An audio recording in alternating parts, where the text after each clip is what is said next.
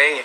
Huwag niyong lagyan ng kahulugan yung Filipino Guerrilla Forces. Huwag niyong lagyan ng masamang na meaning, no? Kasi wala sa batas natin, wala sa konstitusyon natin yung bawal na isipin mo yung kaligtasan ng pamilya mo na hindi kayang i-provide ng gobyerno.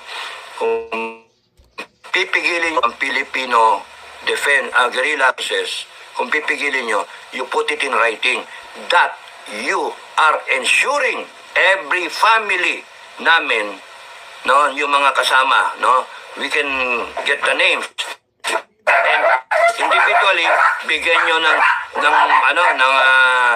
ng guarantee na we in government Republic of the Philippines do assure na walang